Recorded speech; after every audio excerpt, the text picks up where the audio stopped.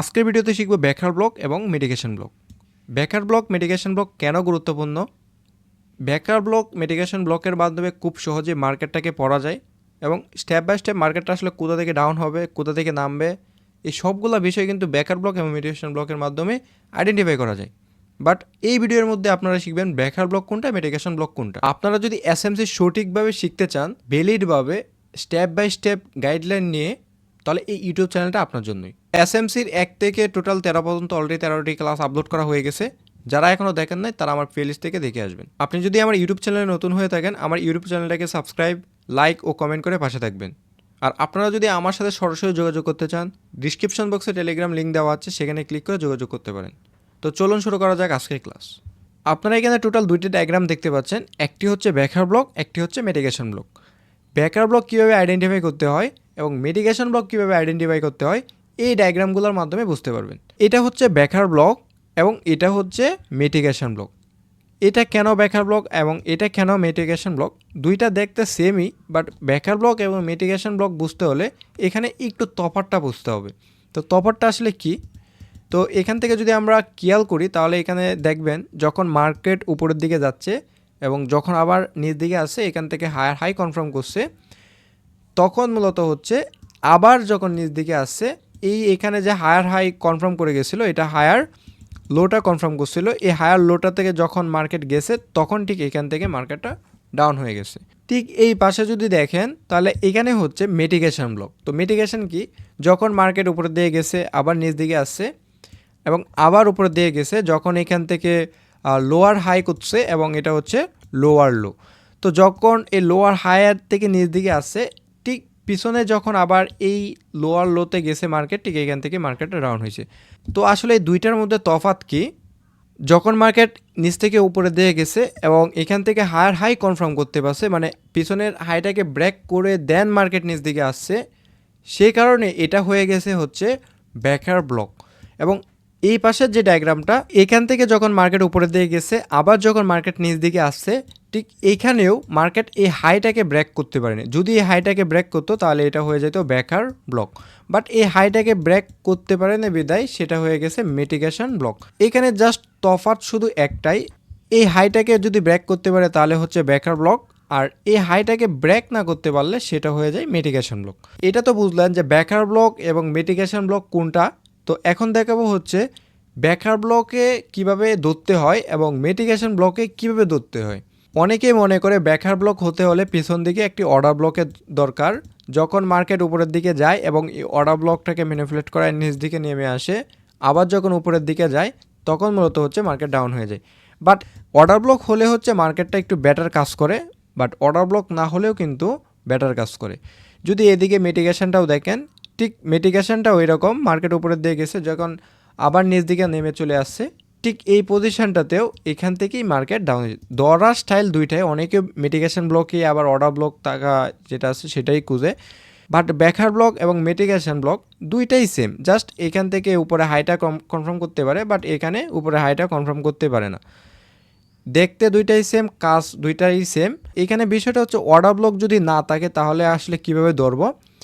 এইখানে order block doesn't matter, যদি তাকে ব্যাটার না থাকলেও সমস্যা নাই।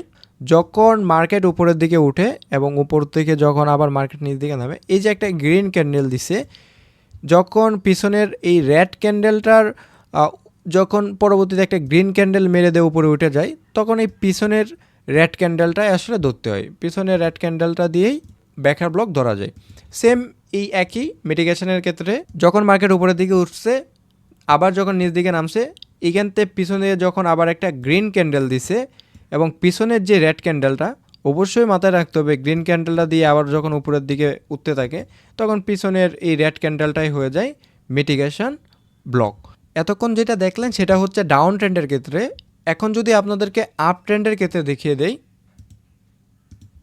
তো আপ ট্রেন্ডের ক্ষেত্রে সেম একই ব্যাপার, যখন মার্কেট নিচ দিকে নামতে থাকে এবং আবার যখন এখান থেকে উপরের দিকে উঠে, এই উপরের দিকে উঠে প্রিভিয়াস যে হাইটাকে আছে সেই হাইটাকে ব্রেক করে দেন, যখন আবার মার্কেট উপরের দিকে চলে যায় তখন পিছনের যে ক্যান্ডেলটা, এখানে তো এখন উপরের দিকে ধরা, বাট এটা থাকবে হচ্ছে পিছনেরটা থাকবে হচ্ছে গ্রিন এবং এই ব্ল্যাকগুলো থাকবে হচ্ছে রেড, কারণ আমি মার্কেটে উল্টা করছি সেই কারণে।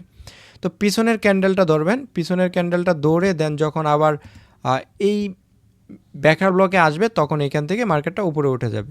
তো এই হচ্ছে আপ ট্রেন্ডের ক্ষেত্রে ধরার নিয়ম। অনেকেই হয়তো আপ ট্রেন্ডের হায়ার হাই এবং হায়ার লোগুলো বুঝেন না। যারা হায়ার হাই এবং হায়ার লো বোঝেন না তারা আমার প্রিভিয়াস এসএমসির 1 নাম্বার ক্লাসটা দেখে আসবেন, তাহলে হচ্ছে আপনারা বুঝে যাবেন যে হায়ার হাই এবং হায়ার লো কোনটা। তো যখন আবার এখান থেকে খেয়াল করেন মিটিগেশন ব্লক, যেটা মিটিগেশন ব্লক নিচ দিকে আসছে উপর দিয়ে গেছে, এই হাইটাকে কিন্তু কনফার্ম করতে পারেন না করে দেন এটাকে এই হাইটাকে ব্রেক করে আবার যখন নিচ দিকে আসে প্রিভিয়াস যেই ক্যান্ডেলটা লাস্ট ক্যান্ডেল কোনটা, এইখান থেকে থাকবে হচ্ছে গ্রিন, মানে গ্রিন ক্যান্ডেল, এবং এটা থাকবে হচ্ছে ব্ল্যাকগুলো থাকবে রেড। সেক্ষেত্রে হচ্ছে এইখান থেকে ধরে নেবেন, তাহলে আশা করি ক্লিয়ার হয়ে যাবেন। ঠিক এই পজিশন থেকে যখন উপরের দিকে যাবে এবং এইখানে যখন মিটিগেশন ব্লকে আসবে, মিটিগেশন ব্লক থেকে মার্কেটটা উপরের দিকে চলে যায়। তো এই হচ্ছে বিষয়। মার্কেটের মিটিগেশন ব্লক এবং ব্যাকার ব্লক খুবই ইম্পর্ট্যান্ট একটি পার্ট, কেননা মার্কেটে প্রতিনিয়তই হচ্ছে এটা। মার্কেটে যদি আপনার স্ট্রাকচার ম্যাপিং করতে হয় ব্যাকার ব্লক এবং মিটিগেশন ব্লক ধরতেই হবে। তো এই জন্য এই দুইটা অনেক অনেক বেশি গুরুত্বপূর্ণ একটি পার্ট। আশা করি বুঝতে পারছেন। এখন যদি আপনাদেরকে মার্কেটে দেখিয়ে দেয় তাহলে একদম ক্লিয়ার হয়ে যাবে। এই চার্টের মধ্যে আসলে আমরা মিটিগেশন ব্লক এবং ব্যাকার ব্লকগুলো দেখিয়ে দিব। তো এখানে দেখেন যখন মার্কেট উপরের দিকে উঠতেছিল এখানে হাই কনফার্ম করে, পরবর্তীতে যখন আবার মার্কেট নিচ দিকে চলে আসার পরে এই পিছনের দিকে এটা হচ্ছে ব্যাকার ব্লক। কেন ব্যাকার ব্লক? কারণ এটা হচ্ছে হাই কনফার্ম করছে এবং মার্কেট নিচ দিকে চলে আসছে।